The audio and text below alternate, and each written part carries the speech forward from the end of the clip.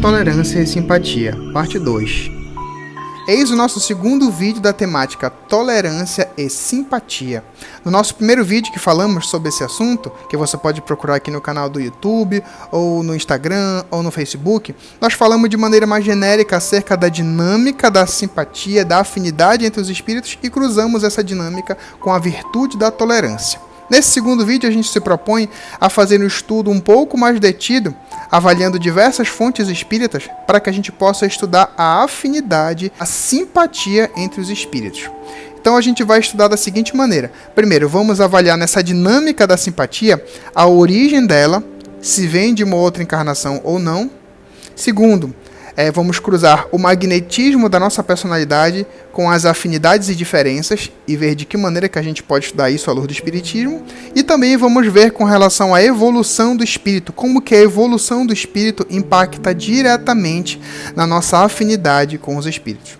E por fim, ali no campo da afetividade, vamos falar sobre um pouco da nossa necessidade da gente tolerar os nossos irmãos, independente da gente ter simpatia ou não por eles, independente dessa simpatia ter iniciado em outra vida ou não.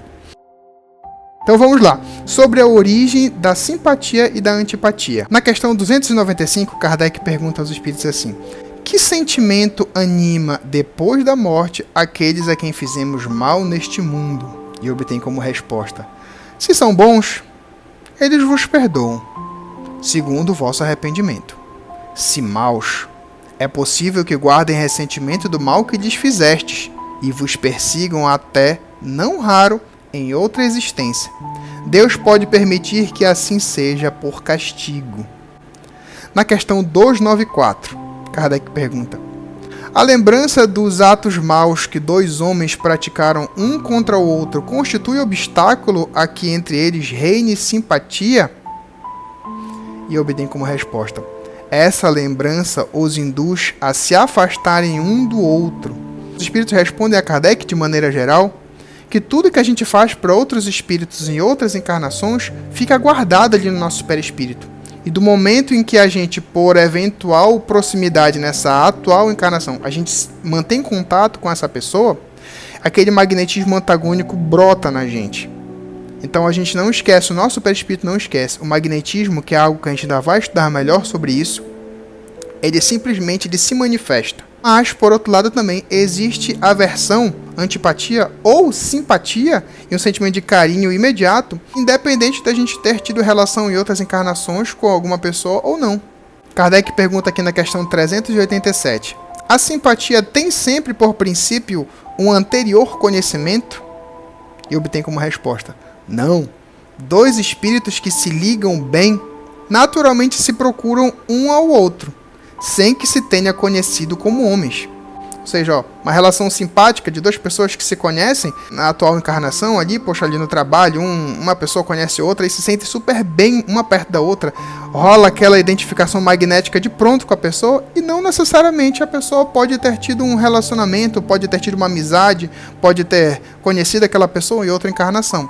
Pode ser simplesmente pela semelhança entre as personalidades que geram magnetismos semelhantes e que faz com que aquelas duas pessoas sintam um sentimento bom, um sentimento de afinização quando se defrontam uma com a outra na convivência. E agora, com relação ao fenômeno biológico do magnetismo, a gente vai ver como que ele influencia nas semelhanças e diferenças entre espíritos.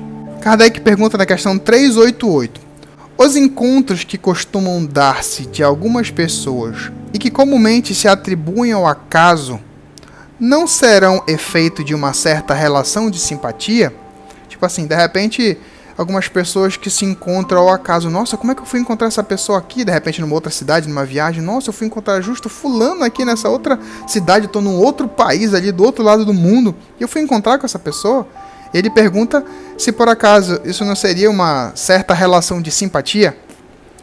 E os espíritos respondem a Kardec: entre os seres pensantes há ligações que ainda não conheceis. Olha só, ligações que a gente ainda não conhece. O magnetismo é o piloto desta ciência, que mais tarde compreendereis melhor.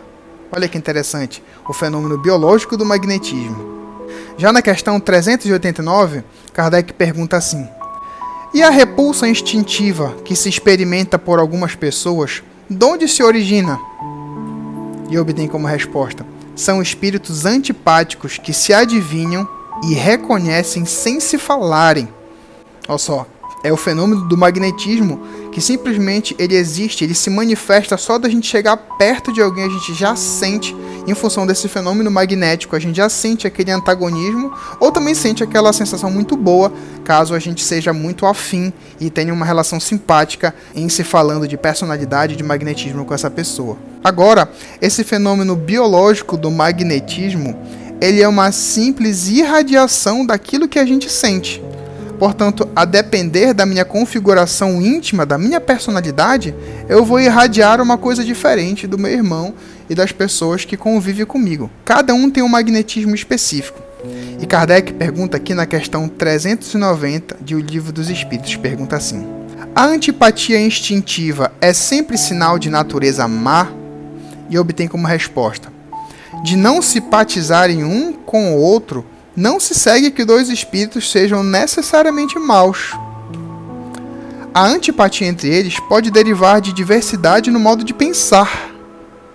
À proporção, porém, que se forem elevando, essa divergência irá desaparecendo e a antipatia deixará de existir. Olha que interessante. Não necessariamente porque dois espíritos não batam um com o outro, não bate o magnetismo, não bate uma afinização, não necessariamente eles sejam maus. Mas pode ser que tenha um componente na personalidade deles que gere essa sensação antagônica entre um e outro. E que não necessariamente essa sensação seja em decorrência de uma outra encarnação, de algo negativo que um fez para o outro em outra encarnação. Pode ser apenas por uma diferença de personalidade. E ele diz que à medida que esses espíritos vão se depurando, vão evoluindo, essas peculiaridades da personalidade elas vão se dissolvendo. E, necessariamente, quanto mais evolui o espírito, menos pontos antagônicos e mais afins, mais afinidade, mais simpatia, eles vão criando um pelo outro. Pergunta aqui também na questão 391 de O Livro dos Espíritos: a antipatia entre duas pessoas nasce primeiro na que tem pior espírito ou na que tem melhor? E diz assim, qual é que brota esse sentimento de antagonismo primeiro? Naquele que tem o espírito mais evoluído ou naquele que é mais evoluído se comparado com ele? Em quem brota primeiro? E obtém como resposta: numa e noutra indiferentemente. Tanto num quanto o outro brota indiferente de quem é mais evoluído e quem é menos evoluído. Mas distintas são as causas e os efeitos nas duas. Por exemplo, ele divide entre o espírito mau e o espírito bom. Primeiro ele vai falar sobre o espírito mau. Um espírito mau antipatiza com quem quer que o possa julgar e desmascarar. Ao ver pela primeira vez uma pessoa, logo sabe que vai ser censurado. Seu afastamento dessa pessoa se transforma em ódio, em inveja e lhe inspira o desejo de praticar o mal. Olha só, a causa e os efeitos são diferentes de um espírito mau. E ele já diz aqui, já o espírito bom sente repulsão pelo mal, por saber que este o não compreenderá, e porque díspares dos dele são os seus sentimentos. Entretanto, consciente da sua superioridade, não alimenta ódio nem inveja contra o outro. Limita-se a evitá-lo e a lastimá-lo. Então, olha que interessante. As diferenças de personalidades elas existem, as afinidades e as antipatias elas existem. Mas quanto mais evoluído é o espírito, mais ele tem virtude, mais próximo do amor ele está, mais ele consegue aproveitar aquela oportunidade de antipatia para que ele possa crescer, transcender sobre aquela oportunidade complexa, aquela oportunidade desafiadora. Então, as causas e os efeitos, independente de em quem pipoca primeiro ali aquela sensação antagônica, elas são diferentes e tanto num quanto no outro brota imediatamente, porque a antipatia ela é simplesmente uma energia, uma irradiação fruto do magnetismo antagônico. Olha que interessante. E assim, de maneira mais a conceituar a simpatia, na questão 301, Kardec pergunta aos espíritos: dois espíritos simpáticos são complemento um do outro?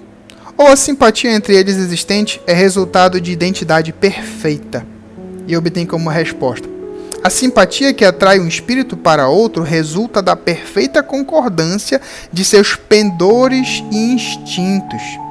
Se um tivesse que completar o outro, perderia a sua individualidade. Olha só que interessante, a simpatia que atrai um espírito para o outro, ela se dá pela perfeita concordância, ou seja, a perfeita concordância entre os pendores, que são as inclinações, que são ali os detalhes, as vontades, os anseios, aquilo que nos agrada. Quando isso tem bastante concordância, semelhança entre nós e o nosso irmão que está ali próximo da gente, a gente pode dizer que existe uma relação de simpatia. Então, independente da ordem do espírito, se for um espírito de primeira ordem, de segunda ordem, de terceira ordem, conforme a escala espírita que o Kardec didaticamente organizou, colocando ali em 3 ordens, lógico, tem várias subclasses ali, sobretudo na segunda e na terceira ordem, mas que ele organizou ali por ascendente moral das questões 101 a 113 de O Livro dos Espíritos. Em cada uma dessas ordens, os espíritos terão muitos pendores, muita coisa, muitos elementos na personalidade para que eles possam se afinizar ou sentir repulsa um do outro. Mas, conforme a gente vai chegando mais próximo da primeira ordem, ou seja, dos espíritos puros que já transcenderam as limitações da personalidade e dos desafios humanos do mundo de provas e expiações, quanto mais evoluídos, se já somos espíritos puros, a gente diminui, modifica os critérios e as variáveis da nossa personalidade para que tenhamos antagonismos, para que tenhamos repulsas e, da mesma forma, para que tenhamos identificação, afinidade. Então, quanto mais evoluídos os espíritos são, mais afins, e os critérios de afinidade estão mais baseados no amor, na despersonalização e na desmaterialização entre os espíritos. Kardec pergunta aqui na questão 298. As almas que devam unir-se estão desde suas origens predestinadas a essa união e cada um de nós tem em alguma parte do universo a sua metade, a que fatalmente um dia se reuniria? E obtém como resposta: não há união particular e fatal de duas almas, não existe. A união que há é a de todos os espíritos, mas em graus diversos, segundo a categoria que ocupam, isto é, segundo a perfeição que tenham adquirido. Quanto mais perfeitos, tanto mais unidos. Da discórdia nascem todos os males dos humanos, da concórdia resulta a completa felicidade. Fala-se muito também desse critério acerca de que quanto mais evoluído o espírito é, mais unido ele está, porque é ligado num sentimento mais sustentável de amor.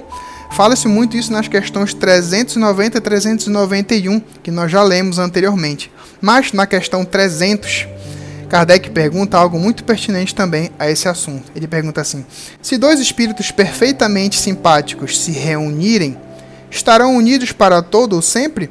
Ou poderão separar-se e unir-se a outros espíritos? E obtém como resposta: todos os espíritos estão reciprocamente unidos. Falo dos que atingiram a perfeição. Nas esferas inferiores, desde que um espírito se eleva, já não simpatiza como dantes com os que ficam abaixo. Olha só como é interessante. Então, tem dois espíritos que são muito amigos ali, né? São muito afins. Tem pontos na sua personalidade que os tornam muito afins. Mas esse daqui, por algum motivo, evolui, se torna espírita, começa a praticar o bem, começa a almejar outras coisas e ele ascende ao caminho do amor, ao caminho de Jesus Cristo. Então, quando existe essa diferença, naturalmente a simpatia se perde. E aquele amigo, aquela pessoa ali que você tinha muita afinidade, de repente você já não consegue mais ver correspondência, porque mudaram os valores, mudaram os interesses, mudaram as coisas ali que te davam prazer, que te satisfaziam, e aquela pessoa ficou ali do jeito como ela estava. Então, naturalmente, aquela afinidade que reunia vocês dois passa a não reunir mais.